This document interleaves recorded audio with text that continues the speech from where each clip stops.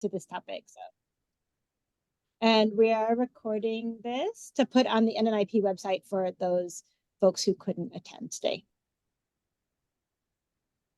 Great. Go ahead, Emily. Go ahead and introduce yourselves again. Sure.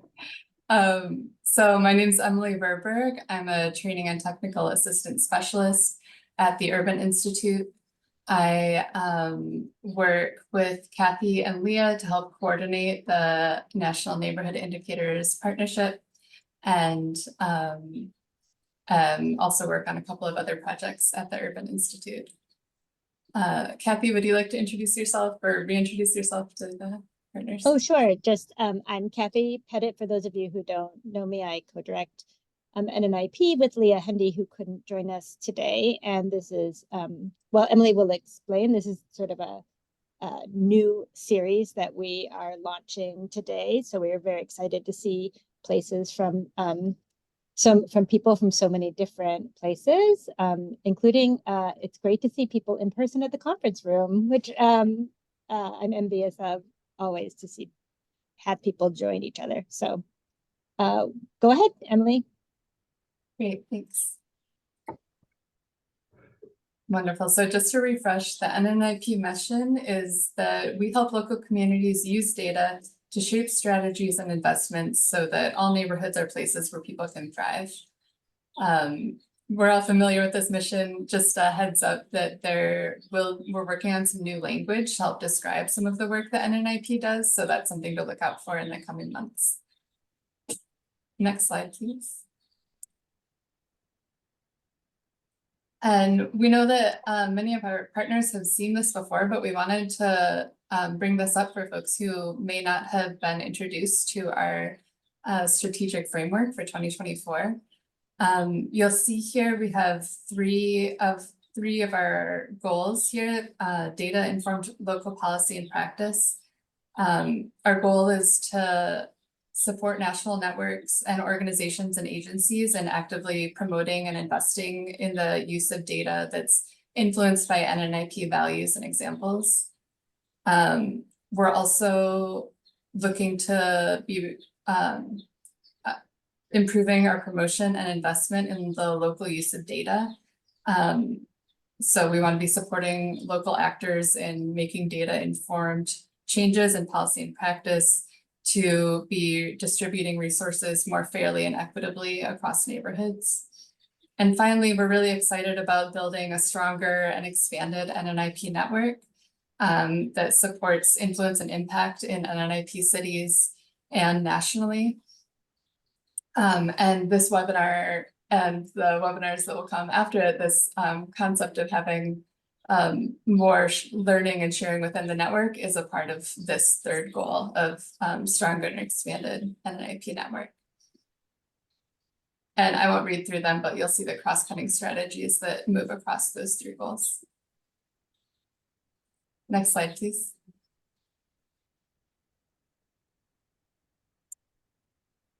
So just a little on the Urban Institute for those NNIP folks who might not be as familiar.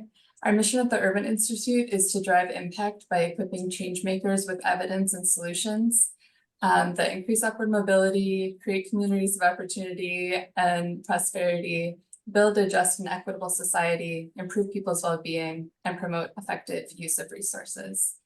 We do this in a lot of different ways and across a lot of different topics.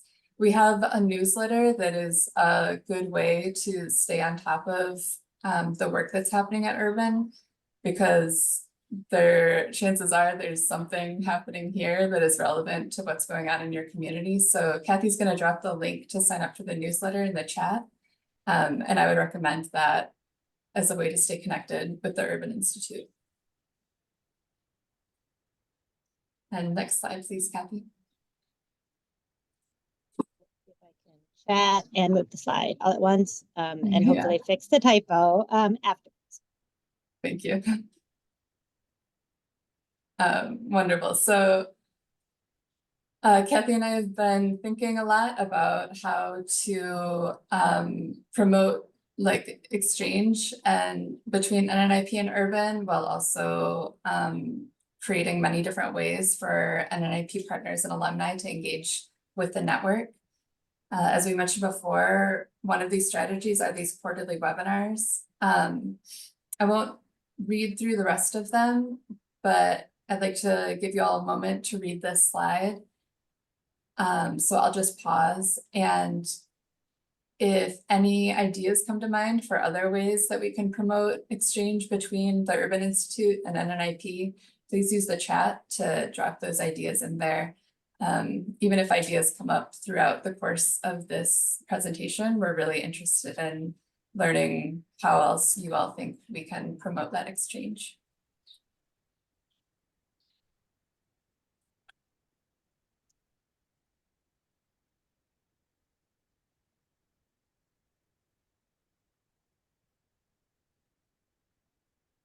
Good. Great, Kathy. Let's move on to the next slide.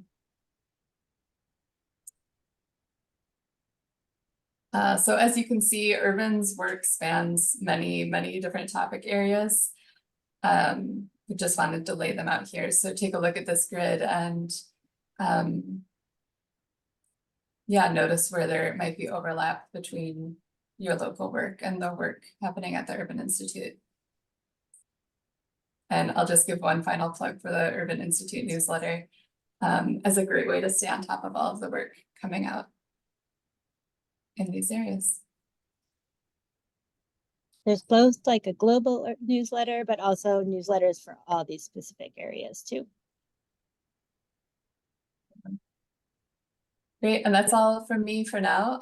I'll be back at the end of the presentation with some next steps and ideas for how we can apply what we're about to learn in our work going forward, but I'll turn it over to you, Will and team. Thank you so much. And the switch in presentations works, so I will count that as a win. Thank you all so much. Appreciate our colleagues at Urban and also folks at NNIP joining us for this conversation. I'll be presenting along with my colleagues, Arzo Azizi, Gabby Velasco, and Tina Chalize, and we all work on a different project, not directly with NNIP. So Kathy and Emily and folks have been giving us updates on the work that you all are doing, and we know it's been going on for a long time, many of the partners, but do excuse us if we need a little education on some of the work that many of you all are doing related to NNIP.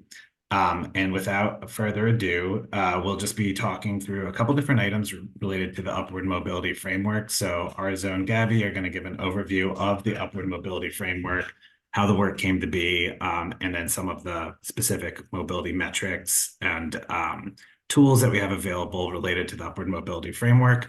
Feel free to put questions in the chat as we're having this discussion, but there will be time at the end for a more detailed discussion with folks. Then I'll just be talking a little bit about some examples of how folks have used this framework and tool in their communities, and a couple different places that have worked on it, and provide some more guidance on the planning guide in particular. And then Tina's gonna go off of the PowerPoint and share one of our specific tools that we call the mobility metrics data tables, and walk through some of the ways to use some of the data in local communities. And then we'll open up for a question and answer period. So with that, I will pass it over to Arzo. Great, thanks, Will. Hi, everybody. My name is Arzo Azizi, and I'm a policy analyst in the Research to Action Lab at the Urban Institute. And like Will mentioned, I'm going to be giving a brief history and overview of the upward mobility framework before turning it over to Gabby to talk more about the mobility metrics.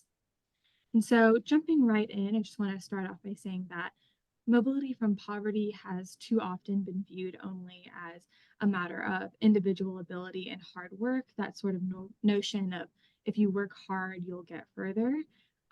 But recent decades, more and more research has started to show that today's reality just doesn't align with our traditional understanding of the American dream, or this idea that each child can be truly upwardly mobile and have better outcomes than their parents did, or that it's true that they'll have that kids born in the 70s, 80s, and 90s will have better outcomes than their parents experience. And so today's reality is that people experiencing poverty experience a web of obstacles that undermine their best efforts to stay out of poverty and to move out of poverty. And so factors like racial prejudice, discrimination, and segregation have created persistent and systemic barriers to upward mobility for people of color in the US especially. And public policies and institutional practices have created and sustained racial inequities and disadvantages for other marginalized groups. And so while it can take decades to measure generational mobility trends, research has shown that a range of important factors influence mobility in the short and medium term, and that local leaders and groups can create and bolster the conditions that boost upward mobility and narrow racial inequities for children and adults.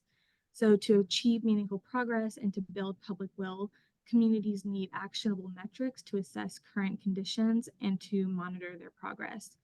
So our framework for boosting upward mobility and advancing equity, or as we might often refer to as the upward mobility framework, provides local leaders with these metrics and various tools to support local planning.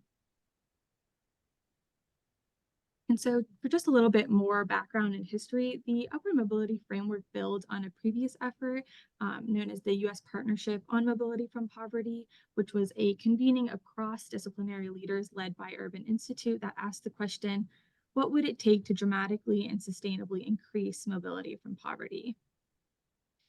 And one of the key findings of this group was that they said that mobility is more than just economic success, that true upward mobility also requires for a person to be valued in community and to have power and autonomy.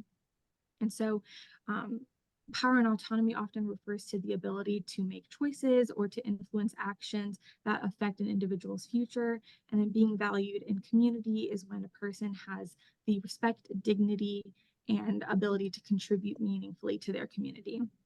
And so this broader conception of mobility, which we refer to as the three-part definition, drives our work, and it's the definition that we use when we say upward mobility. And so you might be asking yourself, how do we get from this three-part definition to a suite of mobility metrics data? Well, we first realized that for local leaders and groups to substantially increase all three dimensions of the upward mobility definition, or economic success, power and autonomy, and being valued in community, it requires a long-term commitment. So for communities to become launch pads, they need the intermediate term measures or metrics of conditions that they can influence. And so we sought to create a comprehensive but concise, and we'll see if we all agree on if it was concise or not, set of metrics that local leaders and groups can use to plan strategy and to monitor progress.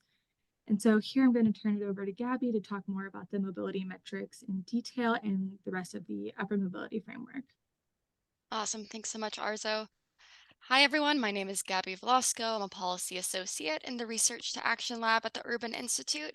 I'm just going to break it down one step further and walk us through each component of the upward mobility framework and also the suite of mobility metrics so you can kind of understand what all of these words mean and how they all kind of piece together. So on the screen is a visual of our upward mobility framework. You'll see at the top, there is the phrase upward mobility from poverty, because that is, as you could guess, our primary driving goal. And every part of the framework below that is a structural support for this goal. And so we start with that interconnected three-part definition of mobility from poverty that Arzo just shared.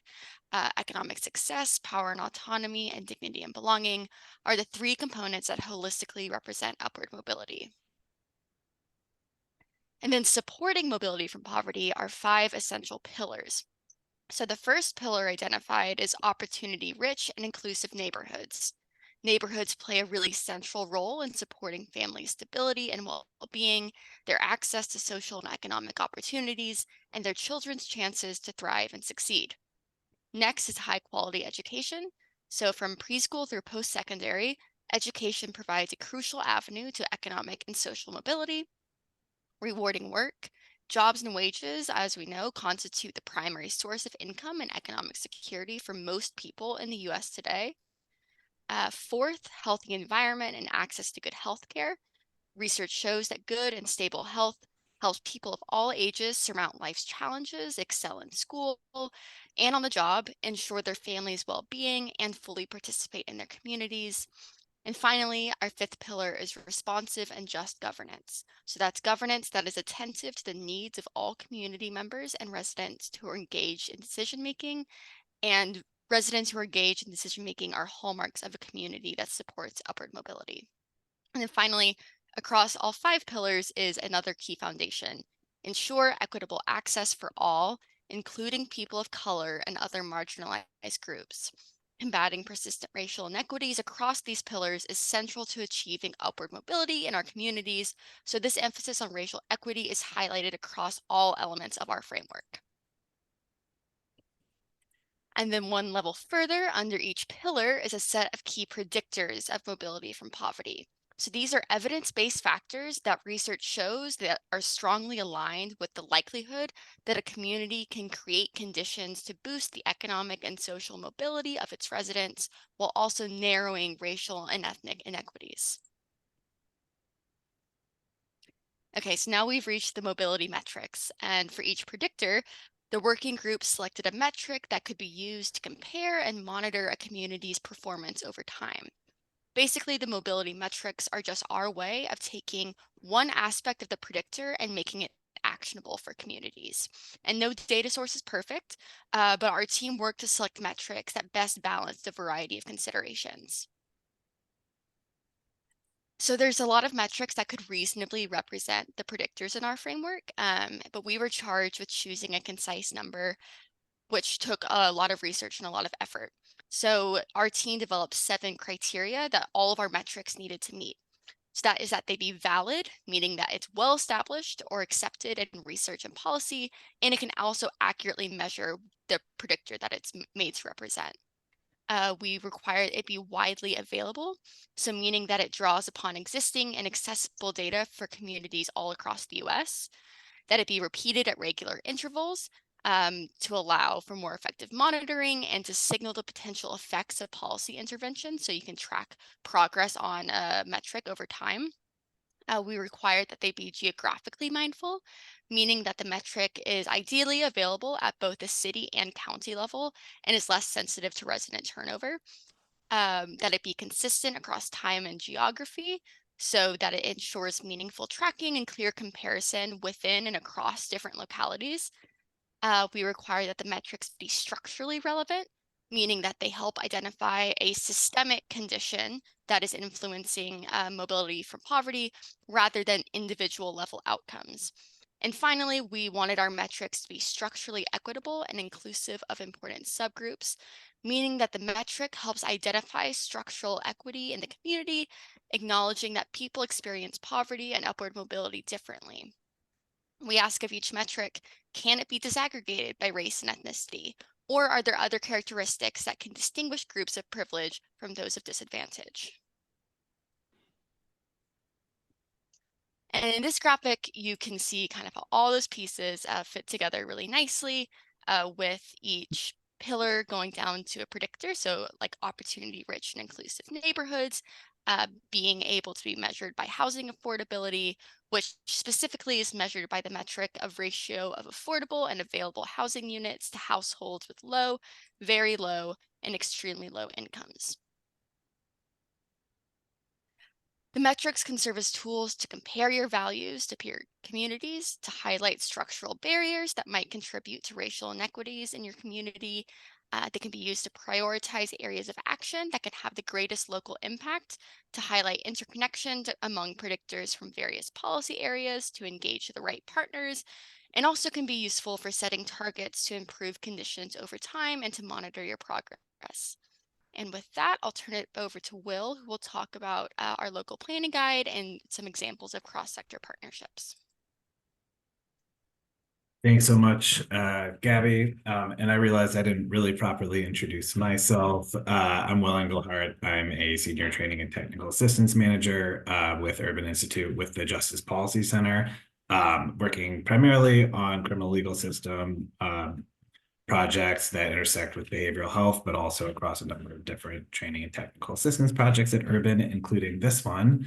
And just wanted to spend a little time talking about some ways that the upward mobility framework has been implemented and used within communities and jurisdictions around the country, because Kathy let us know before we started planning this process that the data is going to be old hat for all of that and IP partners, and folks are going to run with that, but want to know about how to use some of the concepts from the upward mobility framework in their local community might be particularly useful. So with the next slide, as part of the upward mobility framework, we at Urban developed the upward mobility cohort of technical assistance grantees across 8 jurisdictions in 2021 and 2022 for a total of 18 months of technical assistance. And the goal of working with these 8 jurisdictions and communities up on the screen here was to understand the ease with which local decision makers can use the data, the mobility metrics in particular, to see how well they worked for a wide range of communities with different demographics and needs and geographical locations, and to learn how the mobility metrics can best actually inform local decision-making for planning purposes. Next slide, please. So we've worked with them, as this somewhat busy slide shows, to build a couple different things. One was to build the understanding of a broad definition of upward mobility that includes power and autonomy and being valued in community alongside economic success, which is this 3-part definition that Gabby went over, I believe, beyond just economic success. We also explored the mobility metrics specific to each of these communities and looked at these levels, as I think Kathy was putting in the chat, these metrics beyond trying to think about the national scope of the usefulness of some of them. Convene key stakeholders to collectively raise challenges and solutions to advancing upward mobility in these respective communities. We also equipped local government agencies with tools to engage their community members in setting priorities around some of these larger goals. And then we created what we're calling a mobility action plan based on the insights from the data that was available, community engagement as well, and also stakeholders and government officials to promote upward mobility and racial equity. And we encourage these communities to use these plans and metrics to inform policy and program decision-making processes. So at the end of this 18-month engagement with these 8 communities, each team published a mobility action plan that you see up here on the screen, setting forth a set of key actions that they'll take to boost mobility from poverty in their communities. They're available online. We have a slide, I think, at the end of this presentation that has a link to that page, and we can share out, I'm assuming, some of these resources after the call as well, if folks want to check out some of the relevant action plans in these communities. Oh, sorry, was someone trying to jump in? Okay. So just moving along, feel free to jump in if anyone does have a question. But coming out of this work in 2022, we developed a planning guide intended to accompany the upward mobility framework. That's goal is to assist communities in boosting mobility from poverty, as we've been saying. The guide offers a beginning point for people wondering where to start and outlines a 10-step roadmap or process for doing the work. The guide leads folks through a comprehensive planning process that involves building a cross-sector team, gathering and analyzing data, conducting community and stakeholder engagement, and identifying needed systems changes to create this plan that we've been talking about that sets forth a set of goals to improve mobility from poverty. And this planning guide will definitely provide the link to this. It's a very comprehensive guide. I didn't work directly on it. Some others on the call did, so I can say that it's really, really useful. It has lots and lots of resources, which I'll be talking about in a bit, but highly encourage folks, if they're not familiar, to check out this guide. There's lots of tools that I think you can take to your community. Next slide. So as I mentioned, the guide lays out this 10-step process that you see here on the screen. I'm just going to somewhat quickly try to run through it. In step 1, we teach folks about our framework and include planning principles and the types of actors to engage in implementing this framework. In step 2, we introduce the mobility metrics, which you've heard a bit about, and which Tina's going to go through in a lot more detail in a bit, so I'll move over that. In step 3, we guide users to assess local readiness to act and helps you to identify capacities and readiness conditions to build up within your specific community that you're working with. We know, and one of the reasons this was developed, that creating sustainable systems change within your community and among partner organizations across the community requires a certain level of capacity and commitment that can be a challenge and can shift over time. In step 3, we walk you through how to build a coalition for systems change specific to this topic. And then in step 5, we present methods for gathering data to supplement the mobility metrics, knowing that the metrics might not be all of the data necessary for this work, and to think about ways to get the mobility coalition on the same page about what the key issues are in your community, drawing from those metrics. Once your mobility coalition is assembled, it's important to develop an initial understanding of local mobility conditions as a group and for folks to get on the same page around that. In step 6, we share best practices for deepening the coalition's analysis by gathering additional pieces of information and evidence about mobility conditions. And then step 7 guides you in selecting the specific set of strategies, strategic actions that you will take to boost mobility from poverty. This is where we start asking the reader to start translating all the insights that have been gathered into a set of strategies to address community needs. In step 8, we provide guidance on how to measure progress and consider how to sustain momentum once your plan is released. Step 9, we suggest considerations around finalizing and releasing your plan of action. And finally, step 10 provides some initial steps your coalition can take to increase the sustainability of your plan. So I just want to talk a little bit about 2 of these steps in a little bit more detail. And I think it's relevant to some of the work that you all will be doing in your communities. So we've learned from the work with the upward mobility cohort with those 8 counties that certain readiness conditions are essential to have in place before building a broader team and engaging publicly around this work. This section of the guide walks through each of these readiness conditions and then includes an assessment. And this is some of the resources I was talking about that you can use to assess whether your terms of readiness in your community are ready for the work. This assessment focuses on, was someone going to jump in there?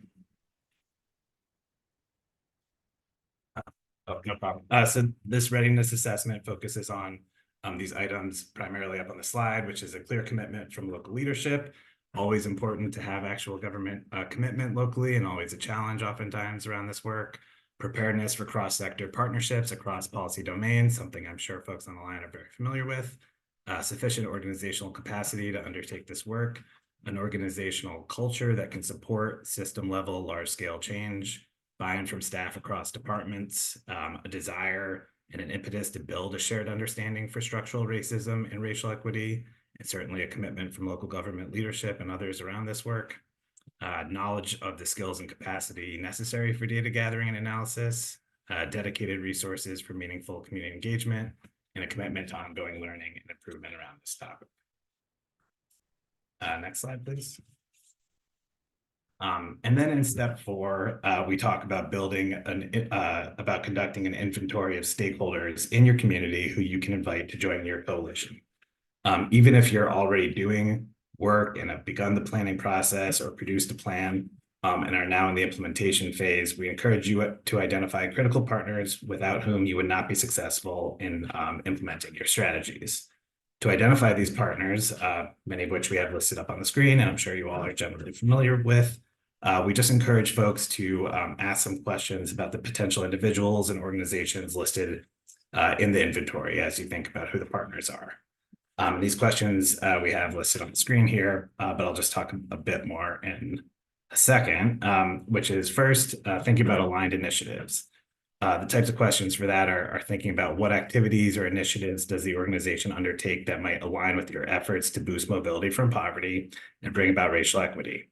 Do they currently have an internal or external facing racial equity initiative in place or conduct deep and meaningful community engagement on the topic? Does their work focus on promoting power and autonomy and being valued in community, which is part of that 3-part definition? And are they focused on systems level change versus necessarily potentially programmatic change? Assets. What assets might the stakeholder bring to the partnership? Assets might include things like research and analytic capability, staffing and staff, financial resources, political clout, potentially key relationships, in key sectors, strong connections to community members, fundraising capacity, data-informed decision-making, the list goes on and on. In terms of partnership, how would the potential partner benefit from working with you directly? What is their reason for engaging with you in the role that you'd like to serve? Motivations, what motivates this organization? Who or what are they accountable to, and what drives them to action? And then thinking about just roles for this group. Are there individuals working for the organization that have critical frontline or technical knowledge on the topic of interest? And will they be key to transforming systems and responding to community members' needs? And then, so just 2 more slides on my end before I pass to Tina. And we just wanted to give a couple examples of some places actually utilizing the upward mobility framework and metrics. So folks might be familiar with this, but we just wanted to highlight Fresno's Developing the Region's Inclusive and Vibrant Economy, known as DRIVE. It's a 10-year investment plan for a more inclusive and vibrant economy. The plan was created from a 300-person steering committee of many different community members, economic stakeholders, and others. And the program is investing in a more inclusive economy in the region by funding civic infrastructure, affordable housing, and other initiatives to catalyze neighborhood and economic development. And where upward mobility framework and mobility metrics come in, excuse me, is that they're using that to track the progress on these goals, to measure local population level changes, such as the share of residents experiencing poverty and the amount of affordable housing stock. And finally, we worked with, as I mentioned on the slide deck, around the 8 counties and cities, the City of Philadelphia's Department of Planning and Development. They use the mobility metrics to create a public informational storytelling resource. So a little bit different about how you would think about the data. They use those key insights that emerge during the planning process to develop their action plan, which we highlighted earlier. These insights have enabled government stakeholders to recommend more specifically accessible housing support programs. And they're using the mobility metrics for further feedback processes moving forward. And I see Kathy's putting in the chat that shortly we'll open up for a Q&A to hear more about related initiatives on the topic. So with that, we'll take a bit of a shift over to this data tool that I was talking about, and I'll kick it to Tina to do so. Awesome. Thanks so much, Will. Yes. Hi, everyone. I'm Tina. I'm a policy associate in the Research to Action Lab. And actually, I believe I'll start sharing screen now, right, Gabby? Let me know. Perfect. Okay. Thank you. Hopefully everyone can see this. Give it a moment to load. I get a thumbs up or okay. Perfect. Great. So what you're seeing on this screen right here, this is actually our general upward mobility website. So this is where all of the resources that we have that live under this project umbrella exist online. And it's a pretty easy URL, upward-mobility.urban.org. We can also share it with you in the chat or after this as well. But there's a couple of ways to access the data from this web page, right? So if you were to scroll down, for example, in the middle, you can see the framework, the data tables, the planning guide. So you could click on the data tables here. You also can access it just by using the menu up at the top and clicking on data. Either of those will bring you to this page, right, where the top says measuring upward mobility in counties and cities across the US. Very precise. So the top of the page essentially just has a little bit of background, pointing out some of which we've gone over today, and also linking out to resources in case you wanted to delve more into the background information and the reports that created these data resources. And one key thing to point out here is that we have a video tutorial that you can link to here. When you click watch video, it'll take you to Vimeo, which will essentially walk you through absolutely everything that I will walk through today. So if you ever forget or you have trouble navigating the data tables in the future, or you want to share them with someone else and want to get them up to speed, that tutorial is for that purpose. Then when you scroll all the way down to the middle of this page, this is where the good stuff is, where it says mobility metrics data. Here is where you start making selections so that you can actually determine what data page you'd like to create. So the first thing that you have to decide is what jurisdiction level of data you'd like to be looking at. So county or city. This may be a self-evident choice for some of you. Sometimes it's not. If you're the average user, you might be asking, what jurisdictions data am I most well versed in? Or, what geography is one that I have the most likelihood of being able to intervene in or have influence in, right? So once you decide either county or city, you first have to actually select the state before you're able to make any other further selections. So in this example, let's say we're in the state of Georgia. As soon as you select the state, a secondary option will pop up. That's when it will ask you to select a county over here. If you had selected city, it would say select a city over here. So you can either type in the county that you're looking for. So for in my example, Fulton County, or you can scroll. Either way, you're able to find every county in the US. And once you make both of these selections, you'll see that this button pops up, says view data tables. When you click this, it will open up in a new tab. So you do not lose this original tab, which is important because we do suggest that you go back and take a look at other localities and make comparisons across different data tables as much as you'd like to as well. That's a key way of interacting with the data, of course. But when it opens up this new tab, the link that is created for this data table is reliable and shareable. So if you wanted to share this data table with someone else, you don't need to print a PDF. You can go ahead and copy this link directly and they'll be able to see exactly what you're seeing, which is this interactive web page of data specifically for Fulton County, Georgia. So now I'll walk through some of the navigation components on this page, right? So we have this pillar visualization at the top and also a little bit of background again for people who may be coming into this blind. But the main thing here is the left-hand menu navigation, right? This is organized by pillar, again, because the purpose of the pillars is to just make the giant suite of metrics more accessible and navigable. If you wanted to, you could just start scrolling through this page. It is an endless scroll. If you were to go all the way down, you would see every single pillar, every predictor, and every metric. But if you want to be a little bit quicker, you could go ahead and select whichever pillar it is that you would like to explore. For example, let's say I want to look at high quality education. I would click this pink button. It's going to take me straight to that part of the page so that I don't have to scroll all the way down.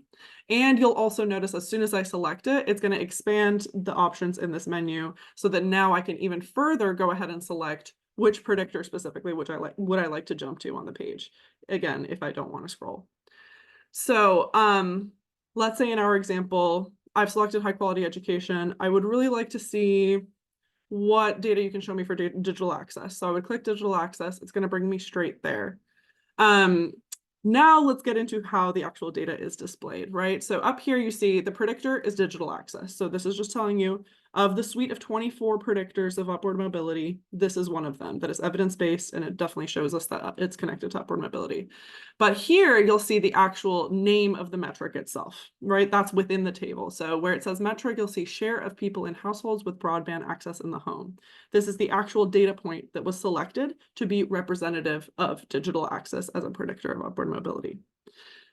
Then the data table itself actually has 3 different tabs, and so I'll go through each of those one by one. It's always going to default on this summary tab, which is the initial one. And the purpose of the summary tab is to give you the most contemporaneous point of information for this metric for the jurisdiction that you're looking at, right? So this is the most recent year of data, and it's going to show you just this overall aggregate number. So here it's telling us that 89.1% of households in Fulton County have broadband access in their home. The other thing to note here is that every single value in these tables has a data quality marker, and these will either read as strong, marginal, or weak. We do not provide data that is like not reliable in these data tables, but we wanted to include this proactively because obviously sample sizes are going to differ across different localities. They're also going to differ across subpopulations. And so we wanted to give some indication of the size of the sample that was being used to create each of the estimates that you're seeing in the tables, so that you can make a reasonable deduction of how generalizable it is, and if you have to ask more follow-up questions to get further clarity. The other key component here is that in the summary tab, you will always have the source listed right underneath the table. Here you can see that this is coming from the US Census Bureau's American Community Survey. Now let's look at the next tab, which is called the detail tab. You'll notice that not that much changes. The only thing that the detail tab adds only, it's a little bit longer for some of them than it is for others, is that it includes these table notes on top of just the source of the data. And what the table notes serve to do is just give a little more clarification about things that may be not as obvious to understand about the metric. In this metric, that's not as much the case. It's just explaining, you know, this represents the share of people in households, and it's telling you that we don't have a confidence interval for this metric based on the source data. But for some of the metrics, right, there's going to be phrases used in the metric term, such as wealth or debt, right, that can be defined quite differently depending on what the data source is and who the person is that's doing the interpretation and the aggregation of the data. And so if some level of decision making has gone into that, all of that is listed out in the table notes for people who need further clarification about phraseology and definitions. It's the same with threshold cutoffs for like low income. What could low income mean? You know, sometimes it's 20th percentile, sometimes it's 30th percentile, etc. So that will all be in the detail tab in the table notes. Then the final tab here is the most exciting one, in my opinion. It's the more data tab. And so when you click more data, you'll notice that all of the data tables are going to expand quite a bit. And that's because the table expands to show you two new factors of information. Firstly, if there's more than 1 year of data, it will show you all of the years of data within the table. I didn't use that in this example because some of them are quite long and you would have to scroll in order to see all of them at once. So thankfully for this metric, we only have 1 year of data, so it's quick and easy to see on the screen. But the other key component that the more data tables show you is disaggregation by subgroup. So in this case here, it's disaggregated by race and ethnicity.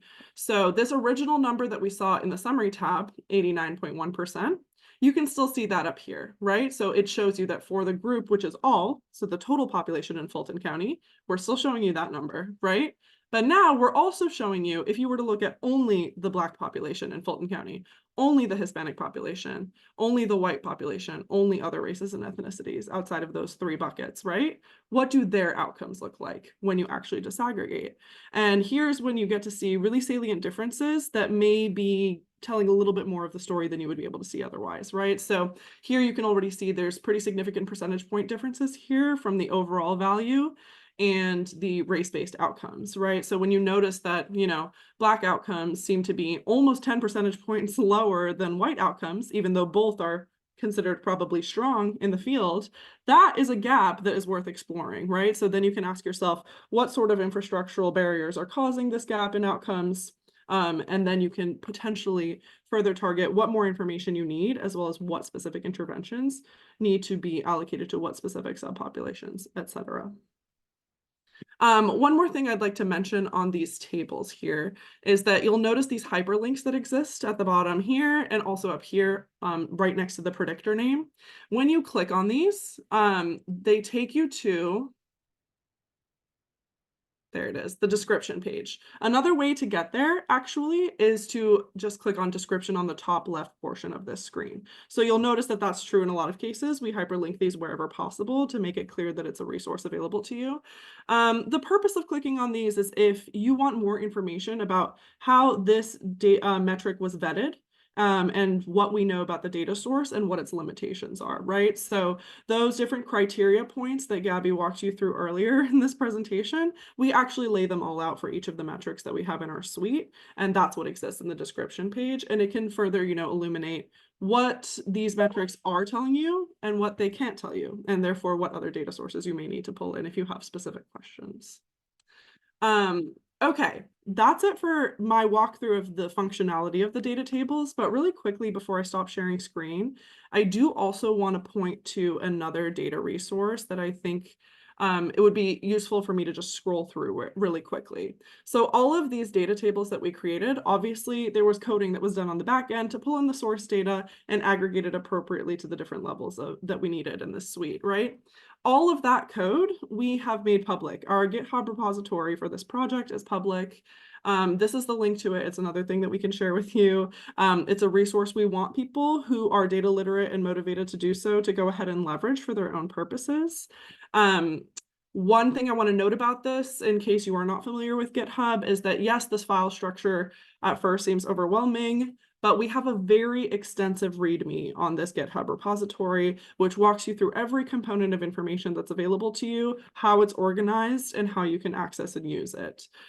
This is the exact same README that was used for all of the coders here at Urban who did put all of these data together. And when you walk through it, not only do we hyperlink, of course, to all of these other resources, you can go ahead and see where you can find the code for specific predictors and metrics in the folder structure that exists on the GitHub. So I'm happy to answer more questions about that, but I'll stop sharing screen right now so that we can pull the slides back up. And there's just a question, Tina, about who to write to if there are questions about using the data table specifically. That is a very good question. I'm actually not sure what the email address is, but I'm sure that there is one, and we can follow up with you about that. I'm sorry, that's something I should know probably. Oh, I just assume you know everything, Tina. I know, sorry I'm for so putting sorry. you Yeah. on the I just Well, know it's the good to know question, that you're but- infallible. So I will, I definitely saw you guys have a general email address. Yeah, we that definitely comes up do right have a now. point of contact, yes. And it will be one of us who fields the question. So I'm happy to hear that you'll have some. That's great. So yeah, really quickly, I already touched on this a little bit, but we do want to point out that there's more resources than just these data tables, some of which we've already gone over. So we went over the data tables just now. Will kind of walked you through the planning guide, which is a really extensive resource, but pretty easily navigable. We've broken it up into a lot of digestible pieces. You also can download all of the raw data that is populating these data tables, actually. We have a data catalog at Urban here where we have a whole bunch of data frames that you can download for whatever purposes, and this project exists on there as well. And in fact, I'll note that in the data catalog, there are even more years of data available than we are able to illustrate within the data tables themselves. So in case you're really, really interested in seeing longitudinal data for some of these metrics, it's worth checking the data catalog to see if maybe we have more years of data we just couldn't show on there.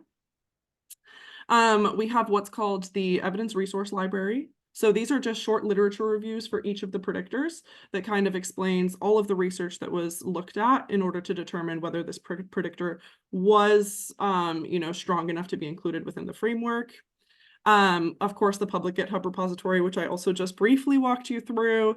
And we also have an upward mobility blog that, is going to periodically be producing basically further extrapolations on really common questions that we get from people that are interacting with these data and also leveraging them for our purposes, right? So an example we've pulled out here is understanding local opportunities for upward mobility requires pairing your data with community engagement. And so it walks you through a couple of examples of how people have done so. And lastly, something that Will mentioned earlier in this presentation, we do have this page where all of the mobility action plans from that beta cohort are published for the purposes of reviewing and taking a look to see how other people use these metrics in part of a larger, planning process in case anyone wanted to do the same.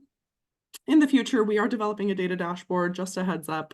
That's supposed to come out this year. We are actively working on it. So the data tables may not always be the way that you interact with these metrics, but they're the most useful way to interact with them right now.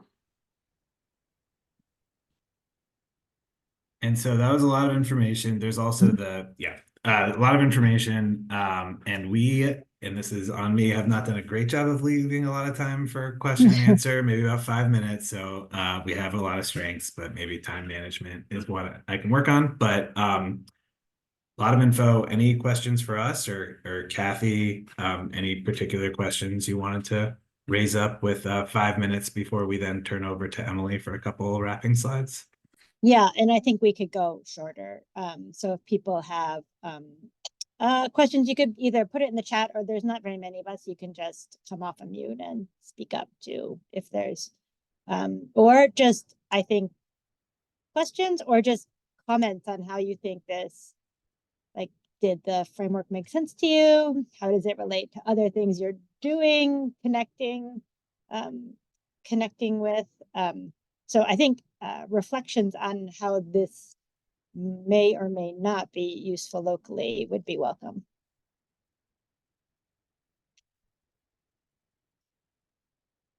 I had a practical question on the data. So when you release a new dashboard, which I know is a lot, everyone here has probably worked on a data website and can appreciate your pain. But and so is the intention that you'll keep the data up as the, new ACS and various sources are updated themselves? That's actually a really good question. I didn't touch on that. So yes, in terms of the longevity of this, we have funding for the next few years to keep updating these data. We're hoping to do annual updates. Not only that, we are actually expanding some of the metrics to include more subgroup disaggregation wherever it was possible. And so all of that new data, including all of this legacy data, is currently scoped to be in the dashboard that we're publishing this year. Yeah.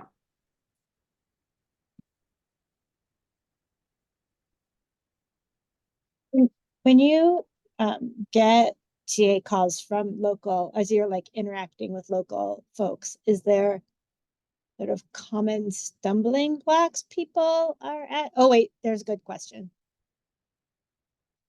That's a good question from Junius. But anyway, I was asking if there's like common stumbling blocks that folks are like, do you find a lot of communities struggling with just the data part that don't have a wonderful NNIP partner to explain it to them?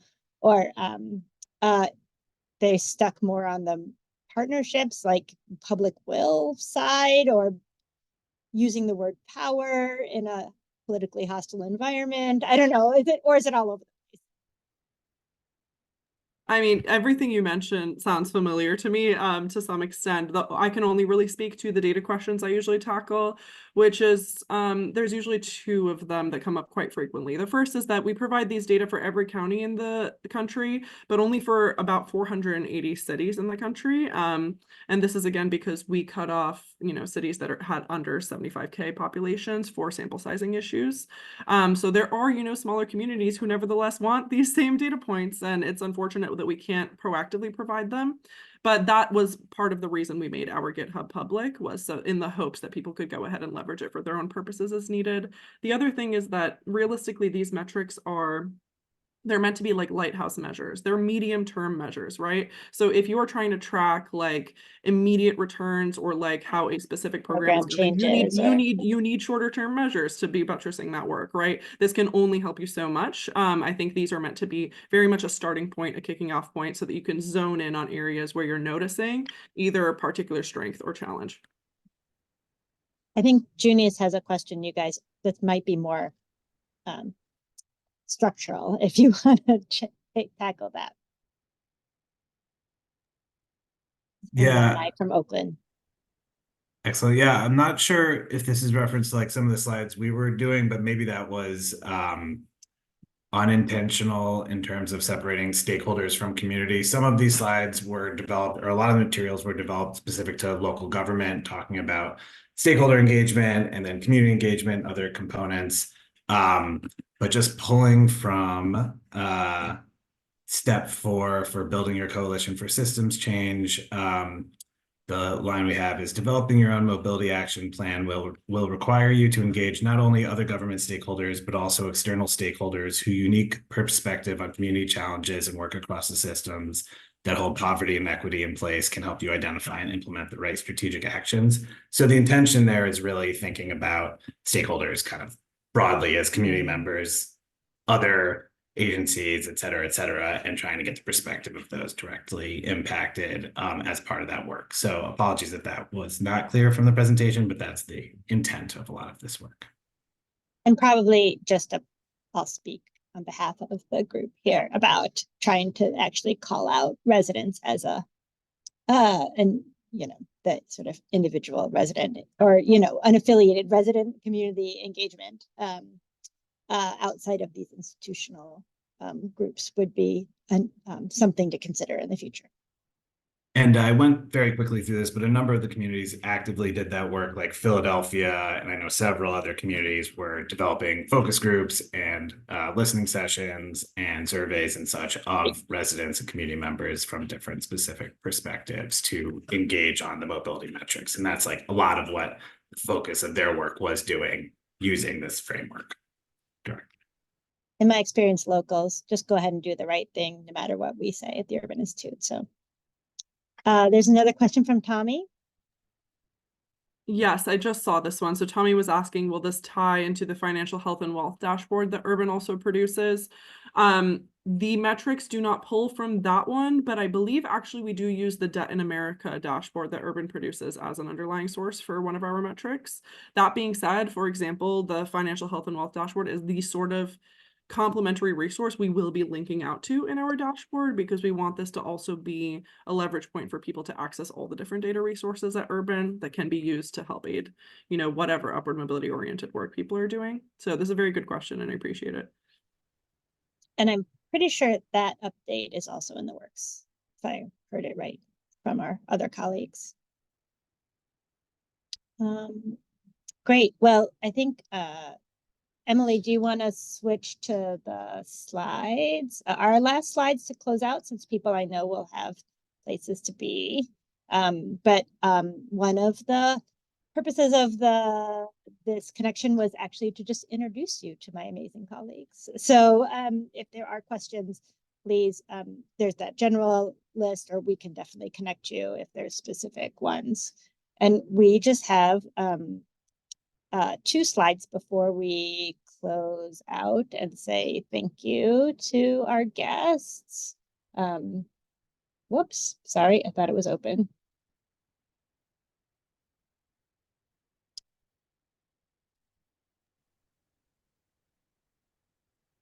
Are you guys seeing it? Yeah, it's just the first slide, so you need to scroll down to the last 2. Okay, here we Awesome. are. And if you hit present, we'll be able to see it larger. So these are just a few action items. It's a little redundant since the upward mobility team shared a whole bunch of different links and resources, but I wanna, no worries, no, happy to share again. So please sign up for the newsletter, the Upward Mobility Framework Project Updates newsletter.